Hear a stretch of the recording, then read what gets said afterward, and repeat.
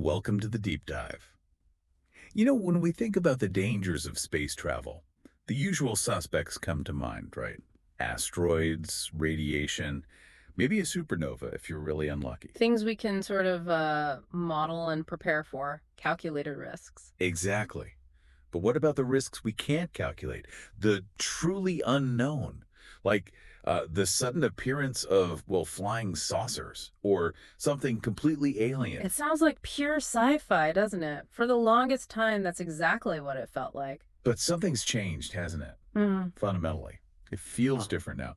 Okay, let's unpack this a bit. We're seeing this growing number of UAP sightings, unexplained aerial phenomena. Right, the new official term. And it's not just fleeting glimpses anymore. What's really striking is who is reporting them. We're talking U.S. military personnel, trained observers on aircraft and ships. People who are supposed to know what's in the sky, highly credible witnesses, Yeah. not easily dismissed as, impressionable citizens. Precisely. And then you get these really sensational incidents. Like, remember that one in April 2021? An F-18 officer near Virginia Naval Air Station Oh yeah, the iPhone footage. with his iPhone filmed three completely different UAPs in just 20 minutes. An acorn shape, a sphere, and some kind of metallic airship. And the Pentagon confirmed the footage was authentic. They didn't say what they were, but they confirmed the records were real. Which is huge. So it's not really if these things are being seen anymore. The real questions are what are they and why are they here? So our mission today is to take that deep dive. We'll trace this whole story from ancient whispers all the way up to these modern official investigations, trying to separate the solid facts from, well, the really fascinating fiction. And what's truly groundbreaking, I think, is that shift you mentioned. The Pentagon, US Congress, they're not ignoring UAPs anymore. They're actively looking into them. It's a total reversal. It really is. Yeah. And this signals a serious reevaluation at the highest levels. It forces us to ask, are we being observed by some unknown civilization right here in our own airspace? Or is it something else? Maybe a threat to our own technology, our satellites, our space missions. Exactly. Either way, the implications are massive. It demands a serious look, not just shrugging it off. That's a great point. And to really get why today is so significant, we kind of need to look back, right? These stories of strange things in the sky, they're not new at all. Not even close. It's fascinating how far back these accounts go. It's not just a 20th century thing. Right. It stretches back millennia. Oh, absolutely. The sky has always been this, giant screen for human questions and mysteries. Go back to ancient Egypt. There are texts mentioning a pharaoh seeing fiery circles descending from the clouds. Fiery circles, I mean, that immediately makes you think, doesn't it? It does. Or ancient Rome, accounts of flying shields. Again, the description resonates strangely with modern reports of disc shapes. And it wasn't just the major empires. What about indigenous cultures? Their oral traditions are full of this stuff. American Indian legends, for example, talk about canoes floating across the sky.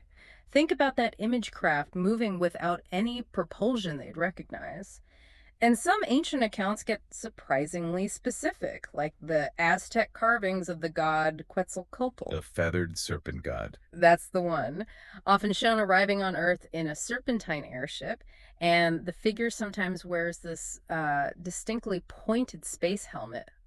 It's more than just myth, the details are intriguing. Wow, a space helmet. Or go even further back, prehistoric India. There are these 10,000-year-old rock paintings that local researchers interpret as showing humanoids and these round flatbreads coming down from the sky. Round flatbreads, like saucers. Pretty much. And these paintings are often linked to local legends about small people who came down from the sky on a round flatbread. So you see these persistent themes across cultures, across time. People seeing things they can't explain and trying to describe them. So it's not just myth making. It sounds like people were genuinely seeing things, sometimes collectively. And this wasn't just ancient history either, right? It carried on. Absolutely. We even have documented cases of what you could call mass panics in early modern Europe. Between 1561 and 1566, places like Basel in Switzerland and Nuremberg in Germany. Nuremberg, I think I've seen woodcuts of that. Strange objects in the sky, battles. Exactly. Large numbers of residents reported seeing something inexplicable flying in the sky. These weren't just one or two people, they were communal events causing real fear and confusion. A corded history. So collective sightings are nothing new. Not at all. And then jump to the 19th century, you get this whole airship wave. Particularly in the US around 1896, reports from all over the country. Of a single strange airship. Yeah, descriptions varied a bit, but this idea of a strange-looking airship circling overhead, and crucially, no scientist or authority could explain it at the time. Imagine the speculation. I can only imagine. And wasn't there that really wild story from Kansas, Alexander Hamilton? Not that one, obviously. Right, a different Alexander Hamilton. Hmm. His story involved a wondrous airship landing in his pasture and apparently abducting a cow. Abducting a cow. Seriously. Seriously. And then a neighbor supposedly found the poor animal's hide and legs miles away. Now, that specific story was later called out as a newspaper hoax, probably just to sell papers. Okay, that makes more sense. But it shows the level of public fascination, right? Even hoaxes tap into that underlying belief or curiosity that something strange is happening. Yeah, you can see how even after a hoax is exposed, that seed of interest remains. It maybe goes quiet for a bit. People dismiss things as, sensationalism. Right. But it's still there, waiting. And then World War II happens, and suddenly it's not just farmers reporting things anymore. Exactly. This is where it gets really interesting again. The phenomenon reignited, but this time the reports were coming from highly trained, psychologically stable military pilots. During combat missions, no less. Precisely. Allied bomber crews started seeing these strange fireballs and disc-shaped objects over Germany and Japan. They nicknamed them Foo Fighters. Foo Fighters, such a great name. Were they aggressive? Mostly not, it seems. They'd just followed the planes, maneuver around them, but multiple crew members would see them under intense conditions. Highly credible. After the war. Did the Foo Fighters stick around? Interestingly, no. Those specific Foo Fighter reports kind of faded away after WWII, but pilots kept reporting strange things. Different descriptions, though. Like what? In Western Europe and Scandinavia, there were lots of reports of wingless planes with long burning tails. Became quite common. Wingless planes, so not conventional aircraft. Didn't sound like it. It got so frequent that U.S. authorities actually sent 2 experts to Sweden to check it out. But they came back with no real answers, no concrete explanations. The mystery just deepened. Okay, so the stage is set. Military pilots are seeing inexplicable things. Authorities are puzzled. And then comes 1947. Ah, yes. The birth of the flying saucer, Kenneth Arnold. Tell us about that. He wasn't military, was he? No, a private pilot. Yeah. Experienced guy. He was flying near Mount Rainier in Washington State when he saw a chain of 9 strange aircraft. 9 of them. 9. And his description was key. He said they moved like flat saucers skipping on water, and they shone like mirrors reflecting the sun. Saucers. Yeah. There's the word. There it is. And he estimated their speed at, well, a fantastic 1,900 kilometers per hour. Which in 1947 was. Unbelievable. Far faster than any jet aircraft back then. So here you have a credible civilian pilot reporting multiple objects moving at impossible speeds with this evocative description. How did the authorities react to Arnold's story? Officially, dismissal. They basically said it was a mirage or hallucination. Standard procedure almost. But the media. Ah, the media loved it. That word saucer was gold. It was visual. It was memorable. And boom, because of Arnold's story and that one word, unidentified aerial objects everywhere started being called flying saucers. This is stuck. Incredible how one word can shape everything. It really is. It launched the whole modern era of public fascination. And right after Arnold, the really iconic stories started popping up, often with quick official explanations that, well, didn't quite satisfy everyone. Like Roswell. That was the same year, right? 1947? Yep, just weeks after Arnold's sighting. Farmer William Brazel finds this weird debris on his ranch in New Mexico. Unidentified metal rods, unknown plastic, scraps of paper. It's like something crashed. That's what he thought. He reported it, and soldiers from the nearby Roswell Army airfield swooped in, collected everything, cleaned the site. And the official story was? Weather balloon remnants. That was the line. But the local paper had already run a headline about a crashed flying saucer. So the cat was out of the bag. Pretty much. Despite the military's quick denial, people immediately suspected a cover-up, and that's when the rumors really took off. Extraterrestrial ship, capture aliens, you know the drill. Yeah, Roswell became legendary, almost a modern myth. Did they ever offer a more detailed explanation? Much later, yes. In 1997, so 50 years later, the U.S. Air Force published this detailed report. They identified the debris as belonging to a top-secret program called Project Mogul. Project Mogul, what was that? It used high-altitude balloons equipped with microphones to try and detect sound waves from Soviet nuclear tests. So, sensitive stuff, definitely classified back then. Okay, so a secret government project, not aliens. Yeah. That makes sense for a cover-up. It does provide a plausible explanation for the secrecy and the unusual materials. But by 1997, the alien narrative was just too strong, too embedded in popular culture. Roswell was already a tourist mecca for paranormal enthusiasts. They even put an alien on the city seal, didn't they? Yep, a little green humanoid. It just shows how powerful a story can become, completely overshadowing the official account even decades later. It raises that question, once a myth takes hold, can facts ever truly displace it? A really good question. Were there other big sightings around that time? Oh, yeah. 1951, you had the Lubbock Lights in Texas. 3 Texas Tech professors, plus other locals, saw these incredibly fast, shimmering spheres flying in a semicircle. Professors. That adds credibility. What was the explanation that time? The Air Force said it was probably reflections of streetlights on a flock of birds. Birds. Moving that fast. That was a reaction from many witnesses. They just refused to believe it, citing the incredible speed. It felt like another flimsy explanation. The sightings are piling up. Explanations aren't convincing everyone. Exactly. And then 1952 hits. It gets dubbed the Year of the UFO. The Air Force's technical intelligence staff logged 1,500 sightings that year alone. 1,500, wow. Yeah, it was an absolute flood. And it was this deluge, especially with reports coming from military personnel, that directly led to the creation of Project Blue Book in March 1952. Okay, Project Blue Book, the big official study. What did they look into? They collected and analyzed thousands of reports over nearly 2 decades. Some of the cases they investigated are just classics of ufology. Like the Washington, D.C. incident. Also in 52, right? That's a big one. UFOs showing up on radar screens at Washington National Airport. 2 separate screens, moving slowly at first, then just whoosh, racing off at fantastic speed. Did they scramble jets? They did! Air Force jets tried to intercept, but the objects apparently just easily evaded them, vanished. Yeah. And that one, officially, never adequately explained. Still a head scratcher. Chills. Okay, what else? 1957, Levelland, Texas. Multiple residents reported strange lights in the sky, but also weird electrical interference on the ground.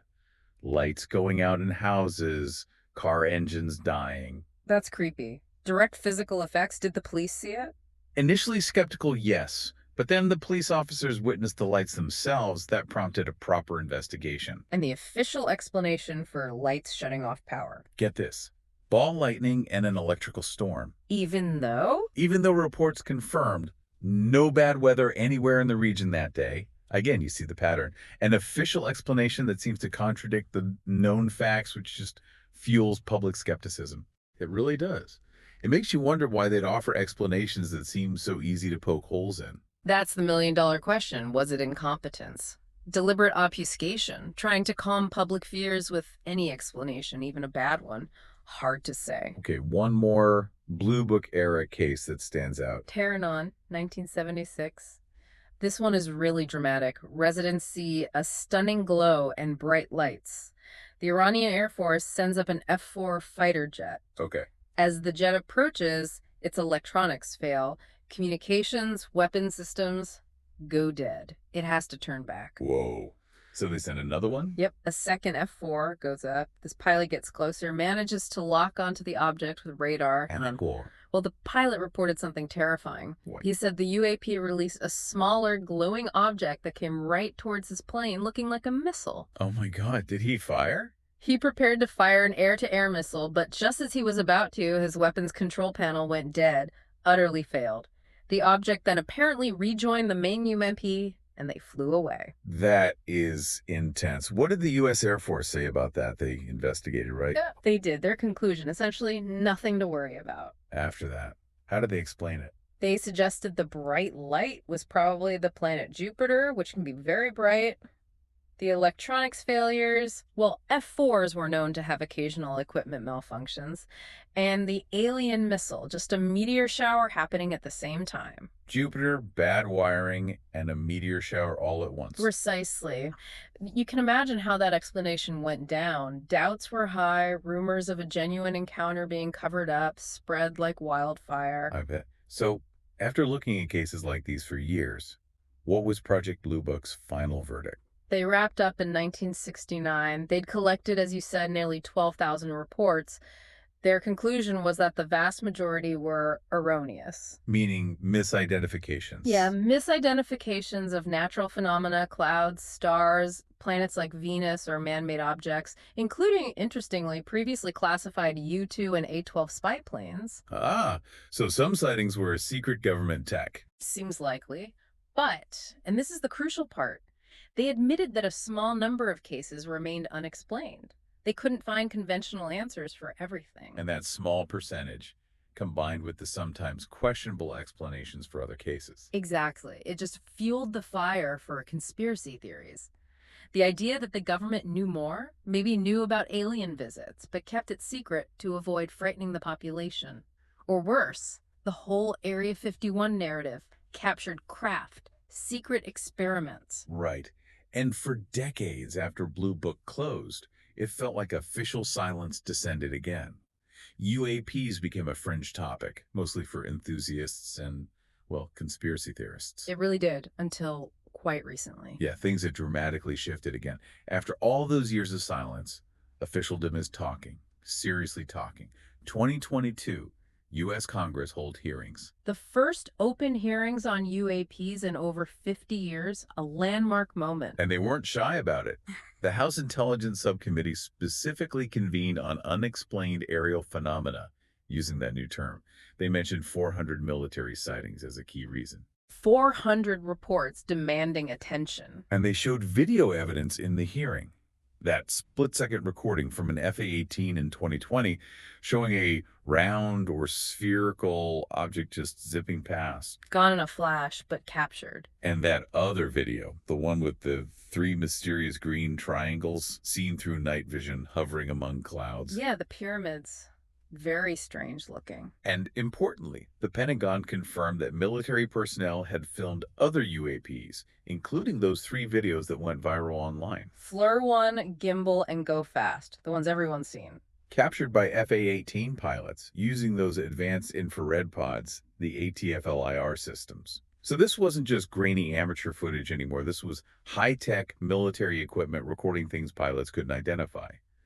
What do you think really pushed them to finally go public like this? It feels like a combination of factors. The sheer volume of reports from credible military personnel, the ubiquity of recording devices, meaning more gets captured, maybe pressure from within, and honestly, the potential national security implications. You mean figuring out if it's advanced drones from adversaries like Russia or China? That's definitely a major concern. Before you jump to aliens, you have to rule out terrestrial threats.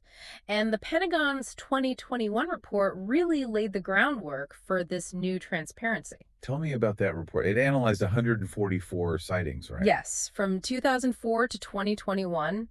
And what was striking was that 80 of those cases, over half, were captured by multiple sensors. So not just eyeballs, radar, infrared, cross-corroborated data. Exactly, which makes them much harder to dismiss. And even more compellingly, 18 of those cases involved objects exhibiting really unusual characteristics, unusual shape, trajectory, speed, or other flight characteristics, things that didn't fit known aircraft or natural phenomena. Things that made trained observers go, what is that? Precisely. But here's the kicker. The report's main conclusion was still quite cautious. They said it was impossible to precisely identify the objects because of a lack of reliable information. So even with multiple sensors, the data wasn't good enough. Often, yes. Or the encounters were too brief, the conditions weren't ideal for getting high fidelity data. It highlights this core challenge. How do you scientifically study something that's often fleeting, unpredictable, and observed under less than ideal circumstances? It's inherently difficult. That ambiguity is tough. Eh? But the conversation didn't stop there. July 2023, we get those dedicated parliamentary hearings with pilots testifying directly. That was huge, hearing firsthand accounts from people like David Fravor. The Tic Tac guy, Commander David Fravor, decorated Navy pilot. His testimony was riveting. He talked about that 2004 encounter off the California coast, this white oval-shaped object, the Tic Tac, that apparently hung over the ocean for nearly 2 weeks before their encounter. 2 weeks, so it wasn't just a fleeting thing. According to the initial reports passed to them, no. And when Fravor and his wingman approached it, he described it mirroring their movements, then just vanishing, disappearing in seconds at an inconceivable speed. Seeming to break the laws of physics, right? No wings, no engines, no visible propulsion. Exactly. He said it seemed to defy gravity. And he presented the Fleur 1 video, the Tic Tac video, as evidence supporting his account. It's hard to argue with a witness of his caliber describing something so bizarre. Absolutely. And he wasn't the only pilot testifying, was he? No, Ryan Graves, another former Navy pilot, gave equally compelling testimony. He stated his squadron repeatedly encountered mysterious flying objects off the East Coast. Repeatedly. So it was common for them. Apparently so. He described these strange craft that could just hang motionless in the air for extended periods, even in hurricane-force winds, again defying known aerodynamics. Motionless in hurricane winds. How is that possible? That's the question. Graves also stressed that other military pilots see similar things regularly, but there's a huge barrier to reporting. The stigma he mentioned. Yes. He explained that pilots reporting UAPs often face psychological tests, career repercussions, even the risk of losing their jobs. There's been a culture of silence and ridicule. So pilots might see things, but just keep quiet to protect their careers. That's what Graves argued, which is why he founded Americans for Safe Aerospace to create a safe channel for pilots to report incidents without fear of negative consequences. It's about safety, he says, and removing the stigma. That makes sense. You need the data, but you won't get it if people are afraid to report. Precisely. And then came the testimony that really set the internet ablaze, David Grush. Yes, the whistleblower, former intelligence official. His claims were extraordinary. To say the least. Grush testified that in 2019 he was part of a task force looking into UAPs and was assigned to investigate highly classified U.S. government programs. And what did he claim he found? He alleged, under oath, that the government has been recovering objects of extraterrestrial origin, non-human craft since at least the 1930s. And not just craft, but remains of non-human life forms. Whoa. Recovered alien bodies. That's the Roswell myth on steroids. Pretty much. He also claimed the Pentagon runs a long-standing program dedicated to collecting and reverse engineering this technology. Secretly, of course. Now, caveats are important here, right? Did Grush see this stuff himself? That's key. He admitted he never saw UAPs or alien remains directly. He said his testimony was based on interviews with numerous high-level officials who were involved. He claimed he was denied access to the actual materials and faced retaliation, eventually being fired after reporting his findings internally. And he alleged illegal funding, too, outside of congressional oversight. Yes, through misappropriation of state funds. Huge allegations across the board. How did the Department of Defense respond to Grush? Officially, they pushed back. A DoD spokesperson, Susan Gao, stated that the department's UAP task force, now called AARO, had investigated Grush's claims but found no precise facts to verify them, no evidence of extraterrestrial materials, crash debris, or secret reverse engineering programs. So a direct denial, essentially. A denial of having found verifiable evidence, yes. So after all this, where did Congress land? They concluded they didn't have sufficient grounds to recognize the extraterrestrial origin of UAPs based on the testimony. They Yeah. couldn't confirm Grush's biggest claims. But, and this is the important takeaway, They did agree that UAPs, whatever they are, pose a threat to national security, which means the investigation continues, the funding continues, but the focus remains on potential threats, known or unknown, rather than explicitly confirming aliens. exactly. It keeps the door open, keeps the issue serious, without making that final leap based on testimony that, while sensational, lacked direct, verifiable proof presented in the hearing. Okay, so we have these hearings, these testimonies, especially about those viral videos. We've heard the claims, the official responses. Now let's put on our investigator hats. Let's step into the shoes of the experts, the debunkers, the people looking for real explanations devoid of mysticism. Right, let's analyze the actual footage, the data. What did the videos really show when you break them down? Let's start with Floor 1, the Tic Tac video from 2004, Fravors Encounter. First off, those conspiracy theories about a longer video being suppressed. Fravor himself shot those down, called it complete nonsense, said you just couldn't film continuously for 10 minutes during that kind of dynamic aerial maneuvering. The short clip we have is the full recording from that segment, so no cover up there. Okay, good to clear that up. Now the speed, it looks impossibly fast, like it just accelerates out of frame instantly. This is where you really can't just trust your eyes, that apparent extreme speed. It's very likely an illusion caused by the camera features and aircraft movement. How so? The ATF-LIR pod camera system has automatic zoom and tracking functions. It switches between different fields of view, narrow field of view, NAR, and medium field of view, MFOV, to keep the target centered. When the camera zooms out quickly, the object appears to shoot out of the frame or shrink rapidly. Ah, so the camera changing its zoom level makes the object look like it's accelerating like crazy. Exactly. It visually refutes the claim of mega acceleration. It's an artifact of the camera trying to maintain a lock, not necessarily the object itself performing impossible physics. Okay, what about the changing shape and color? It goes from black to white. The recording data shows it was filmed in TV mode, basically normal visual light, no special filters. The color change is likely just basic optics. If the sun was behind the object, it appeared black, like a silhouette. If the sun was reflecting off it towards the camera, it would appear white or bright. Just like watching a regular airplane fly past, sometimes it looks dark, sometimes light reflects off it. Precisely. There was that case in Chile, remember?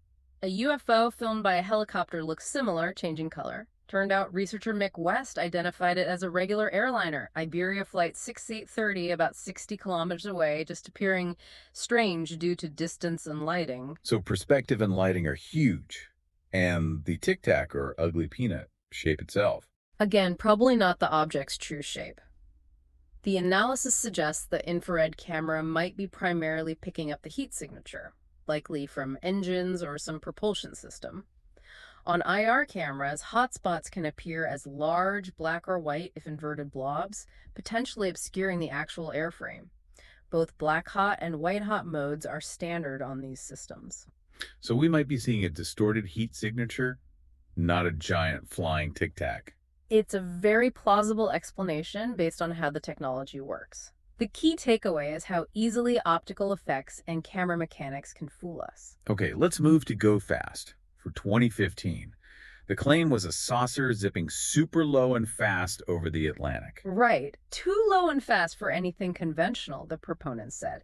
But again, you have to look at the data displayed on the video itself. What does the data show? It shows the filming aircraft was high up at 7,620 meters, about 25,000 feet. The range to the object was 7,400 meters.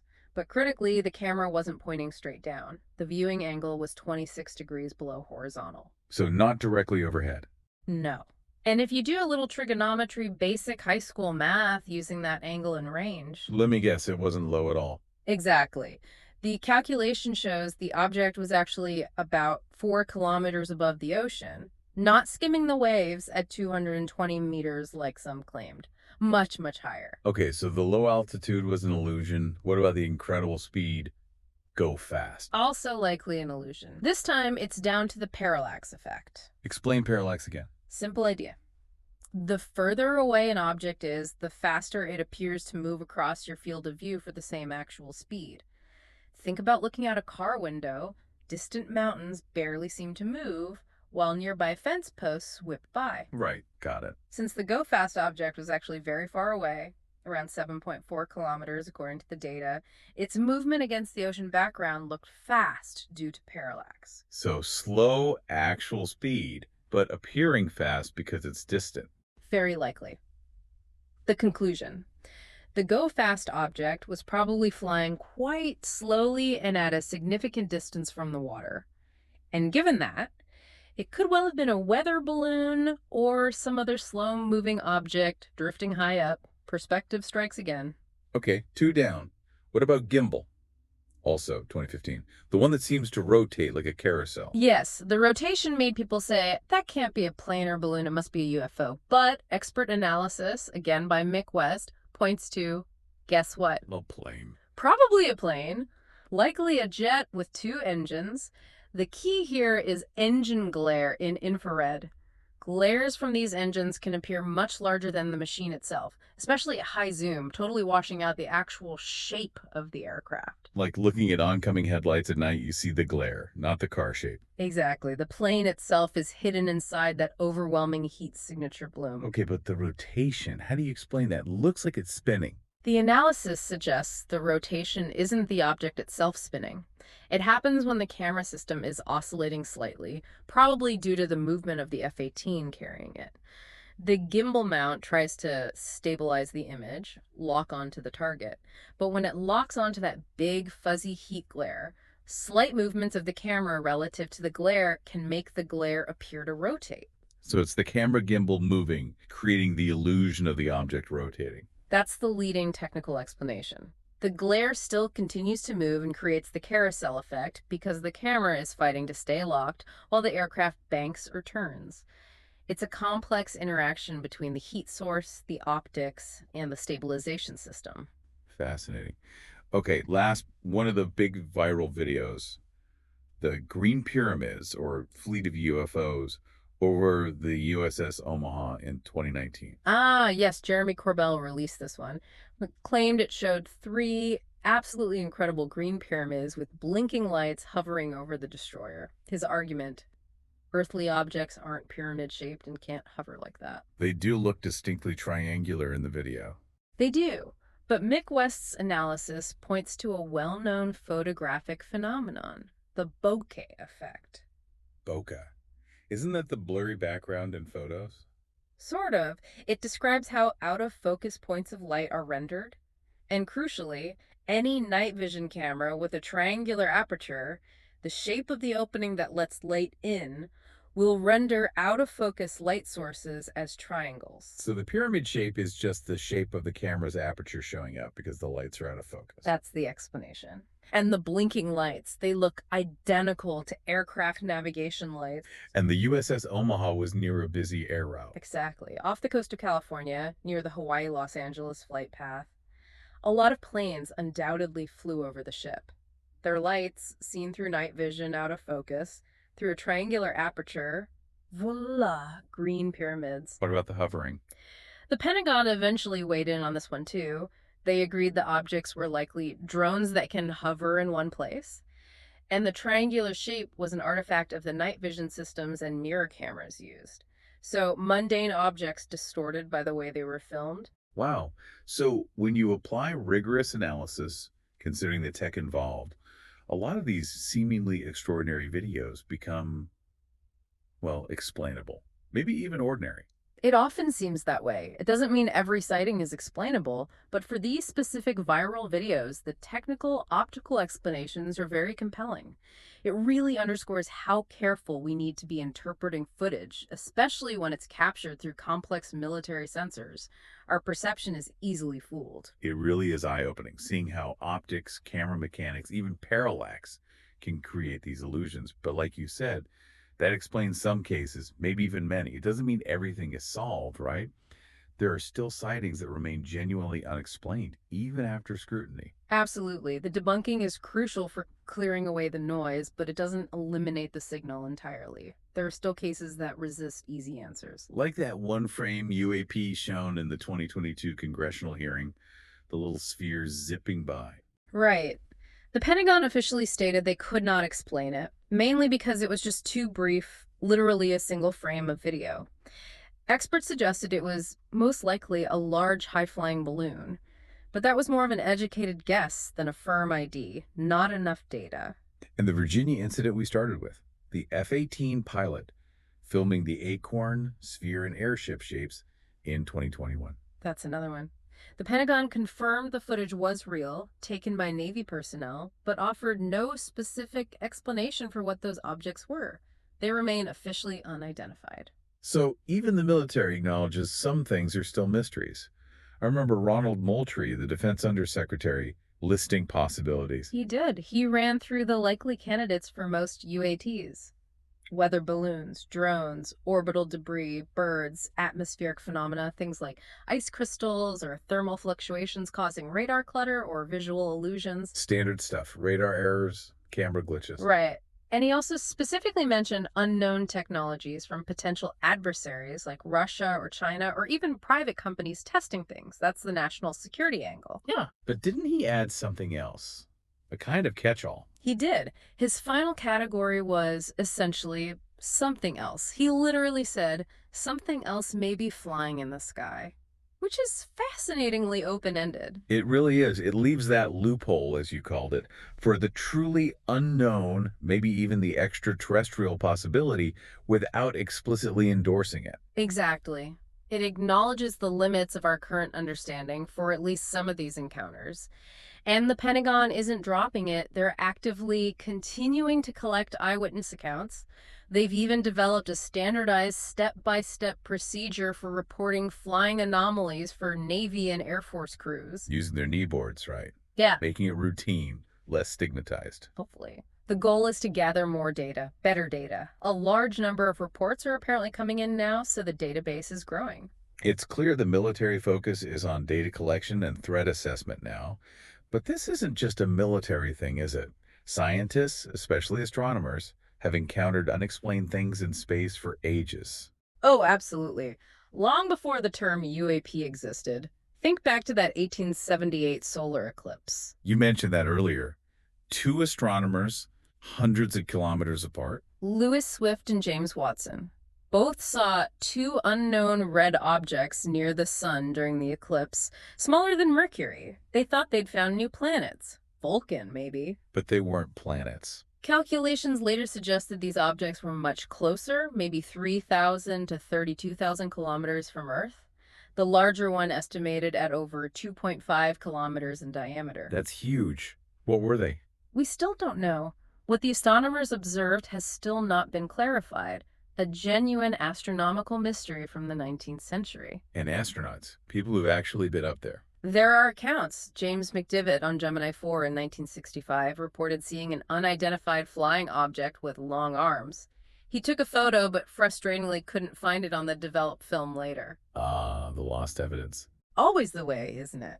There are also those unverified reports about Space Shuttle Columbia astronauts witnessing hundreds of objects, possibly filmed with special cameras sensitive to light beyond the visible spectrum. But those reports remain unconfirmed, possibly classified if true. Even the moon has its mysteries, right? Not just UFOs flying past it. Yes, scientists monitoring the moon have repeatedly caught inexplicable objects or glows, actually on or very near the lunar surface, often described as short-lived anomalous phenomena, flashes, moving lights, things that appear and disappear quickly. Transient lunar phenomena, they're sometimes called, still not fully understood. So the mystery extends beyond Earth's atmosphere. What about from the ISS? Any recent sightings? There was one in 2020. Russian cosmonaut Ivan Wagner filmed what he described as a fleet of UFOs, 5 objects moving in formation for almost a minute while passing over the southern hemisphere. 5 objects in formation. What did Roscosmos say? He reported it, of course. Some Western astronomers suggested they might have been Starlink satellites, which can appear as a train of lights shortly after launch. But the report from a trained cosmonaut seeing something unusual is still significant. It makes you realize how easy misidentification can be, though. Even the ISS itself, or bright planets like Venus, or even the moon, get reported as UAPs all the time, right? Constantly. Venus, especially near sunrise or sunset, looks incredibly bright and can appear to move quickly relative to the horizon. It's probably the most commonly misidentified object, and the moon can look strange through clouds or atmospheric distortion. What about Mars? We have rovers sending back pictures constantly. Any Martian UAPs? Well, there was that Perseverance rover photo in 2020 showed a conical structure that looked remarkably like a crashed flying saucer. Seriously, what was it? NASA quickly clarified it was the rover's own heat shield and related debris from its landing sequence. A perfectly terrestrial explanation. Junk left behind. Okay, makes sense. Anything else? There was another intriguing Mars image. Showed a flying object that appeared in only one frame of a 4-image sequence taken moments apart. So, not a dust speck on the lens if it wasn't in the other frames. That's the implication. It suggested something actually moving through the Martian sky during that brief moment. But NASA, they did not comment officially, citing insufficient information for any real analysis. But of course. It just fuels the alien hunters online who claim it must be an alien craft monitoring the rover. The lack of official explanation leaves a vacuum that speculation rushes into. It really shows the challenge. Even with our most advanced probes, the data is often incomplete or ambiguous. Which is why NASA's new UAP commission is so interesting. They formally established a group to specifically study unidentified anomalous phenomena. What have they said so far? At their first public meeting, they stated that currently about 2% to 5% of objects in the overall database could be genuinely termed anomalous, and those are the ones getting carefully studied. 2 to 5%. That's still potentially thousands of sightings over the years. What do you think NASA's real goal is here? Are they seriously hunting for ET? Probably not as their primary goal, though they don't rule it out. It's more likely they want to conduct an audit of the sky, as they put it, to systematically catalog and understand everything that's up there, natural phenomena we don't fully grasp, foreign or domestic technology, atmospheric effects, everything. Filling in the gaps in our knowledge. Exactly. Think about sprites for comparison. Those huge, weird electrical discharges high in the atmosphere looking like giant red jellyfish. They look amazing in photos. People reported seeing them way back in 1886. But for a century, many scientists dismissed them, said they weren't real. It took modern high-speed cameras to finally prove they exist, and even now we don't fully understand what causes them. So you're saying some UAPs could be like sprites were a natural phenomenon we just haven't properly documented or understood yet? It's a definite possibility. Could UAPs be some other strange play of nature? Some atmospheric or electromagnetic effect we lack the tools or theory to explain currently? Or, of course, could they be something else entirely? It highlights how much we might still be missing about our own planet's workings. And it's not just governments and scientists looking anymore, is it? Citizen science plays a role.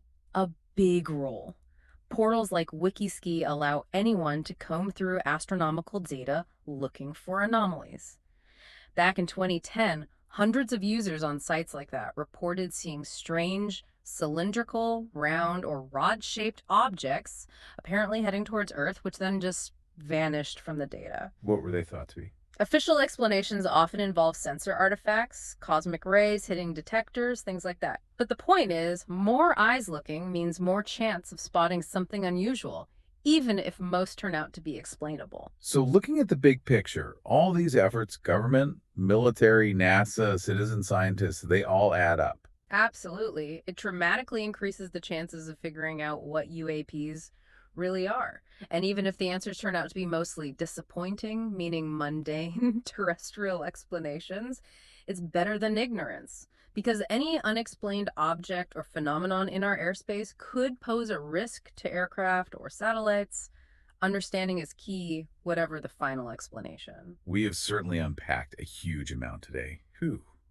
From ancient fiery circles and Roman flying shields, through the Cold War and Project Blue Book, right up to these modern military videos and congressional hearings. And diving into the science behind debunking those videos, the optics, the camera tricks, the illusions of perception, it's crucial context. It really is, and we've seen that massive shift in official stance, haven't we? UAPs moving out of the fringe, away from pure conspiracy, and into the realm of legitimate national security concerns. It's a profound change. And the quest for answers is clearly ongoing. Analyzing Floor 1, Go Fast, Gimbal shows how much can be explained with science, how illusion plays a role. But it also starkly highlights what remains unknown.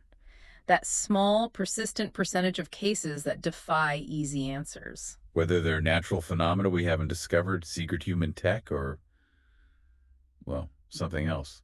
That mystery keeps us looking up, doesn't it? It absolutely does. So what does all this mean for you listening in? As fellow travelers in this cosmos, even just in our minds, wouldn't it feel better, safer maybe, to know exactly what we're sharing the skies with, to have that full audit of the sky? Clarity over speculation, where possible. Yeah. And maybe, just maybe, the biggest discovery to come out of all this UAP investigation won't actually be little green men. Maybe it'll be something deeper, a better understanding of our own perception, the limits of our technology, and the truly complex, wondrous, and sometimes downright weird universe we inhabit.